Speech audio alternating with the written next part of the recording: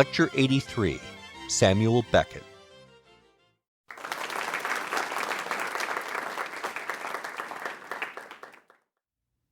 Let's go. We can't. Why not? We're waiting for Godot. Ah, you're sure it was here? What? That we were to wait. He said by the tree. Do you see any others? What is it? I don't know. A willow? Where are the leaves? It must be dead. No more weeping. Or perhaps it's the season. Looks to me more like a bush. A shrub. A bush. What are you insinuating? That we've come to the wrong place? He should be here. He didn't say for sure he'd come. And if he didn't come, we'll come back tomorrow. And then the day after tomorrow, possibly. And so on. The point is, until he comes, you're merciless. Thus do a couple of tramps pass the time in one of the most remarkable plays of the 20th century, Waiting for Godot by Samuel Beckett. Written originally in French, it was first performed in Paris in the winter of 1953, after the director, a man named Roger Blin, had spent 3 years trying to find a theater that would take it. From this sample of the dialogue, translated by Beckett himself, it's not hard to see why. Why so many theater managers laughed in the director's face when he offered it to them. He knew very well that producing this play was a gamble. As he said at the time, imagine a play that contains no action but characters who have nothing to say to one another. The conversation I just quoted illustrates this point. Estragon, who speaks first, says, "Let's go," an action of the kind that we typically expect to get in plays where characters often come and go. In theater, as in life, movement typically signifies purpose, even if it's only negative purpose, such as the urge to flee a danger or simply escape the boredom of hanging around the same place all the time. But when Estragon says, "Let's go," he conveys no sense of purpose at all. He gives no reason for leaving the place where they are, and absolutely no indication of where he wants to go or why he might want to go there. This is the real irony here. The play is set by a single tree on a country road, but we never learn where the road leads, much less see either of the tramps taking it. Though Estragon periodically says, "Let's go," and though his nickname is Gogo, he never goes anywhere. Unlike the other man who now and then steps off the stage, Gogo never leaves it. For the duration of the play, he occupies this barren place with Vladimir, whose nickname is Didi. Both men have nicknames made of one repeated syllable, Didi, Gogo, for both are caught in a cycle of repetition. They go nowhere geographically, or, so it seems, dramatically.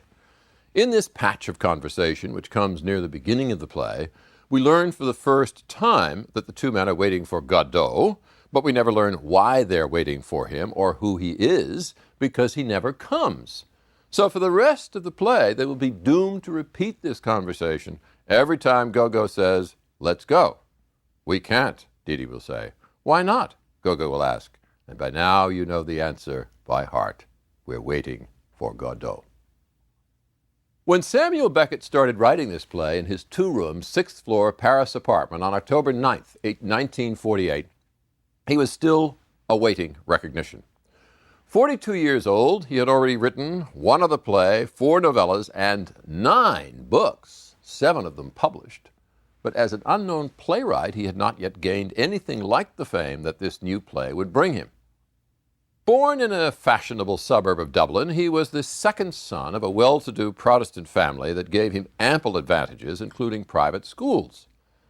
At 22, after graduating from Dublin's Trinity College with first-class honors in French and Italian, he became a lecturer in English at the select École Normale Supérieure in Paris.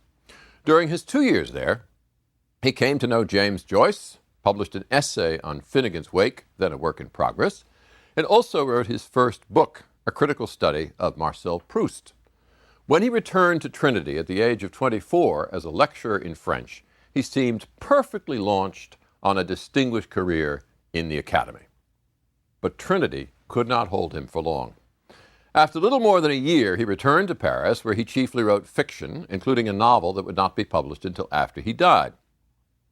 His first collection of stories, wickedly titled More Pricks Than Kicks, appeared in 1934, followed the next year by his first book of poems. but he had to endure 42 rejections before finally getting a publisher for his second novel, Murphy, which appeared in 1938. Beckett's own life in that year sounds like a novel.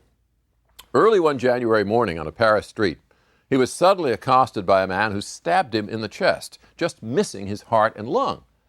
Taken to the hospital and given a private room that was paid for by James Joyce, he received a stream of visitors, including Peggy Guggenheim, the American heiress and art collector.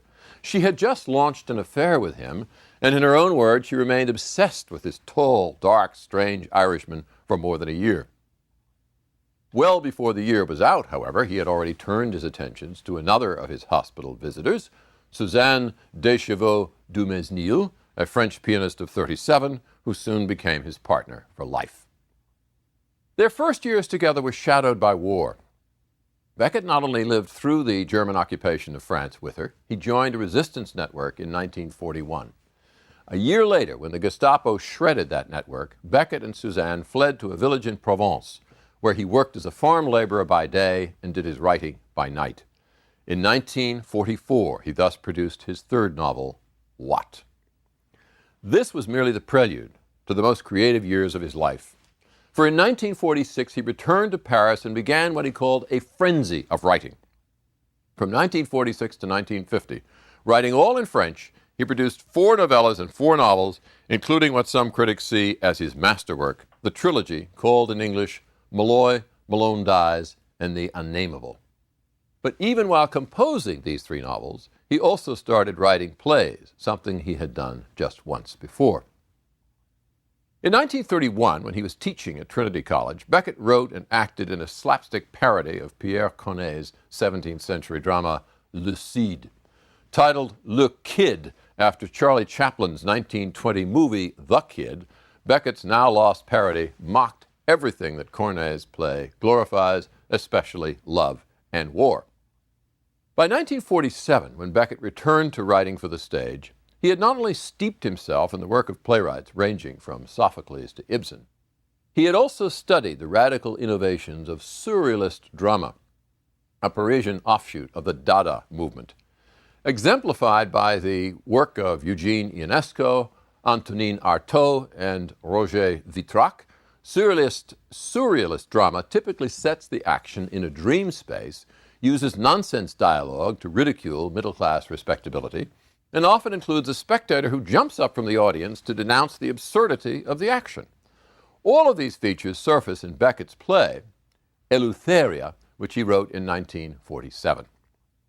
Beckett considered Eleutheria a clumsy parody of bourgeois drama, and throughout his life he firmly refused to let it be published or produced.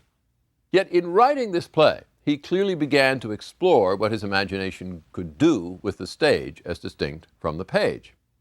In turning from English to French in his novels, he tapped a seemingly inexhaustible well of invention. But even as he poured out the words, even as he felt himself driven by what he called the obligation to express, he also felt bound to express in his art the conviction that there is nothing to express and no way to express it. To resolve this impossible contradiction, as well as to relieve himself from the strain of writing nothing but fiction, Beckett turned back to drama in the fall of 1948. I began to write Godot, he said, as a relaxation, to get away from the awful prose I was writing at that time. Godot itself is written in prose, of course, but much of that prose consists of stage directions meant to shape the visual impact of the play, which is absolutely vital to its total impact. While novelists write words alone, playwrights create scenes and actions that we can literally see. Take, for instance, the first appearance of Lucky and Pozzo in Waiting for Godot. Shortly into Act 1, just before these two make their entrance, Didi and Gogo are talking about their relation to the mysterious Godot. Gogo, eating a carrot that Didi has just given him, speaks first, with his mouth full. "We're not tied?" "I don't hear a word you're saying." "I'm asking you if we're tied." "Tied?" "Tied." "How do you mean, tied?" "Down." "But to whom? By whom?" "To your man." "To Godot? Tied to Godot? What an idea! No question of it, for the moment." Scarcely a minute after this exchange, a terrible offstage cry sends Dee Dee and Gogo rushing toward the wings, where they cringe together, waiting for the menace to show itself. Now enter Lucky and Pazzo, one at a time. Lucky comes first, lugging a heavy bag, a folding stool, a picnic basket, and a greatcoat. He also wears a rope around his neck and trailing behind him off the stage. When Lucky gets halfway across the stage, Pazzo appears, holding a whip and the free end of the rope. Using them both to dominate Lucky, he drives them on by cracking the whip and then makes him stop by violently jerking the rope so that he falls down with all his baggage. As you listen to my words, you have to visualize this scene. Can you see it in your mind's eye? Can you see how vividly and brilliantly it stages the idea of being tied to someone? The very idea that Dee Dee and Gogo have just been talking about? With the word tied still ringing in our ears, and with the phrase tied to Godot still fresh in our minds, we suddenly find ourselves looking at one human being literally tied to another like a dog on a leash, whipped onward, then jerked to a stop that makes him fall. Nothing better exemplifies the impact of this play as a theatrical event. And if you think Waiting for Godot is an esoteric play meant only for academics and intellectuals, let me tell you what happened in 1957 when the play was performed by the Actors Workshop of San Francisco for the convicts of San Quentin. Here's how the performance struck one of those convicts, a young man serving a life sentence.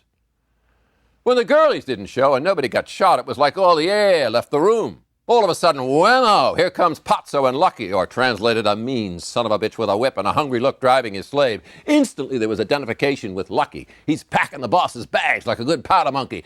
Hey, look, man, the dude's got that sucker at the end of his cane. Suddenly, there was no confusion about the warden's role in my own convict dog boy's ass. I, too, had a lifetime rope around my neck. Talk about a shock of recognition.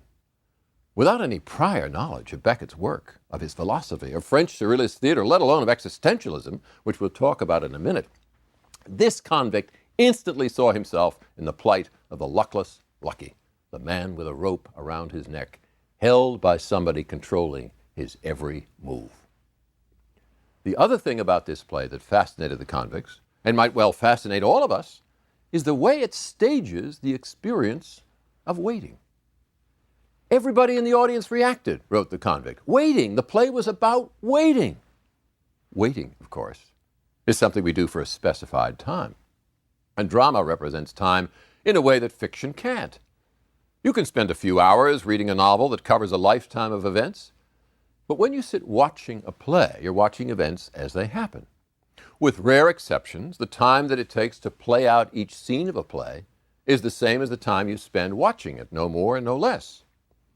Because theater is thus bound to time, or tied to time, it is uniquely equipped to represent the experience of waiting, which in theater we typically call suspense. If you see a gun on a table in the first scene of a play, you wait for someone to pick it up and fire it. And if you hear one or more characters talk about another, you wait for that other to appear. This is typically the way that a main character is introduced. In Shakespeare's Hamlet, for instance, we don't see the prince at all in the first scene, but he's the subject of an excited conversation held by lesser characters. Only after the play has roused our interest in him does he appear. In Waiting for Godot, Beckett puts this theatrical convention through a meat grinder. When you learn that Dee Dee and Gogo are waiting for a character named Godot, you naturally assume that sooner or later he's going to show up. To that extent, you identify with these poor tramps, just as the convict identified with Lucky. So when two strange characters suddenly burst upon the stage, you might well guess that one of them is the very man that Dee Dee and Gogo and you too have been waiting to see, Godot.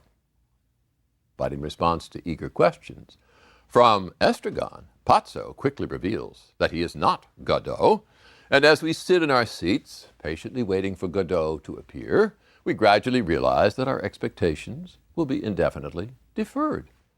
After Lucky and Pazzo depart, leaving Dee Dee and Gogo once again on the stage, they're approached by a boy who, after much prodding, finally delivers a message from Mr. Godot all at once.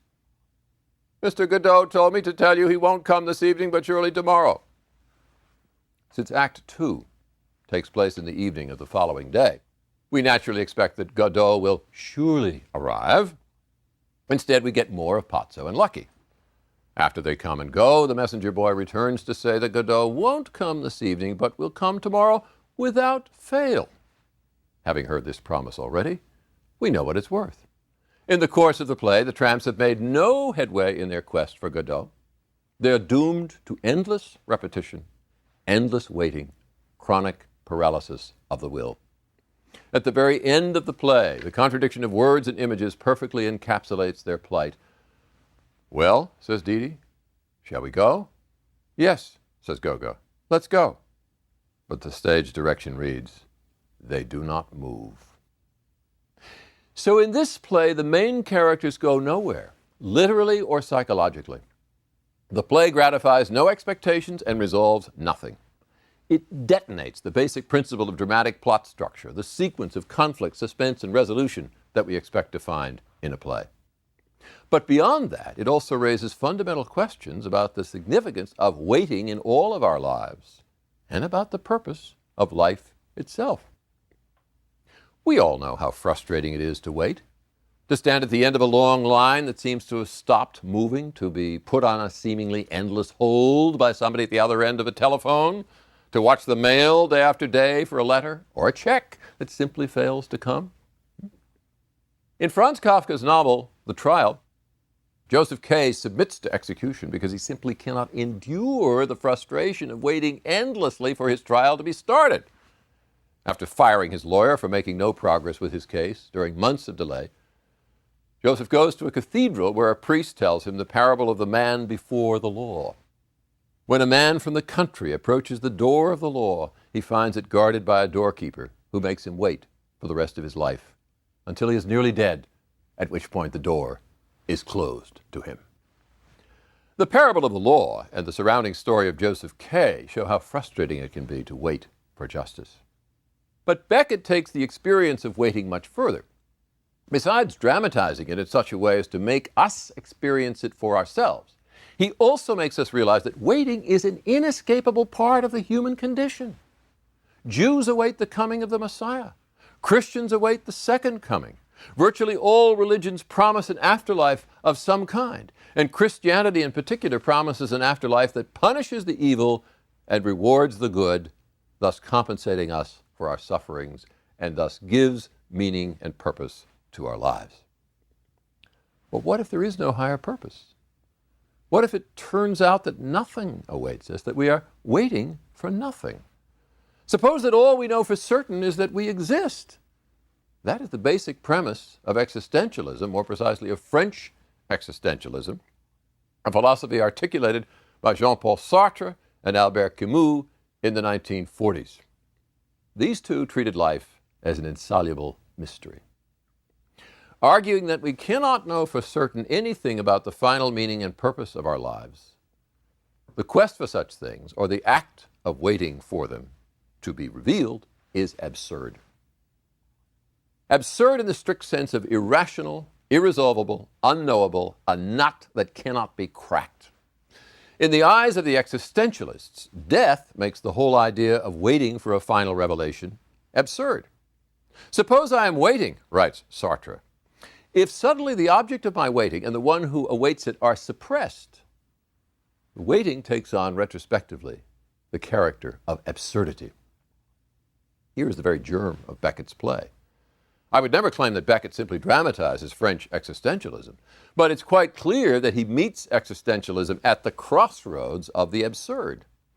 For in powerfully staging the irrationality of waiting, the irresolvable conflict between the desire for revelation and the endless deferral of it, in doing that, Waiting for Godot exemplifies what Martin Esslin has called the theater of the absurd. In this kind of theater, which included the work of playwrights such as Eugene Ionesco and Harold Pinter, the stage becomes a borderland between dream and reality. Nothing is fixed or certain. Waiting for someone who never comes, neither Didi nor Gogo knows for certain that they've got the right place or the right day, or that they're waiting in the same place where they waited yesterday. They don't even know for certain what day it is today. Radical uncertainty permeates this play, which again and again tempts us to look for answers that never come. Shortly before Lucky and Pozzo appear, Didi reminds Gogo that they made a kind of prayer, a vague supplication, or something unspecified, and that Godot promised only to think it over. Since Godot is a mysterious figure who evidently has the power to answer prayers or respond to supplications, we may of course be tempted to identify him with God, especially since his name teasingly suggests that. But we have to remember that in French, the original language of this play, the word for God sounds nothing like Godot. Beckett told his first director, Roger Blin, that he took the name of Godot from the word godillo, the French word for hobnailed boot, because of Gogo's endless fussing with his boots in the play. So perhaps, just perhaps, the name Godot may be Beckett's subtle way of kicking us all in the teeth. And even if Godot is God, he's a God we can't trust, a God who threatens to make us wait forever. The play nonetheless teases us with frequent references to Christianity. Early in Act 1, Didi and Gogo talk about the Gospels, and in particular the story of the two thieves crucified along with Christ, a story that appears in the Gospel of Luke. When Didi and Gogo then proceed to talk about hanging themselves from the tree, we may be invited to consider the tree as a cross and the two tramps as counterparts of the two thieves. But what do these connections signify? What do they tell us about the value of waiting or the reasons for hope or despair? The gospel story throws us little more than a bone. As Didi tells Gogo, only 2 of the 4 evangelists mention the thieves, and only one of them says that one thief was saved. Why believe him rather than the others? Didi asks. Why indeed? If everybody believes this story, as Didi says, then Gogo thinks that people must be bloody, ignorant apes. So Didi and Gogo take no comfort from the gospel story. And in proposing to hang themselves from the tree, they evoke not so much the crucifixion as the suicide of Judas, who ended his life in despair. Yet it's crucial to realize that Didi and Gogo do not despair. For the mood of the play as a whole, Beckett took his cue from a statement about the two thieves that he attributes, rightly or wrongly, to St. Augustine. Do not despair. One of the two thieves was saved. Do not presume. One of the two thieves was damned. Unquote. Caught between despair and hope, Didi and Gogo stand poised on the brink of uncertainty.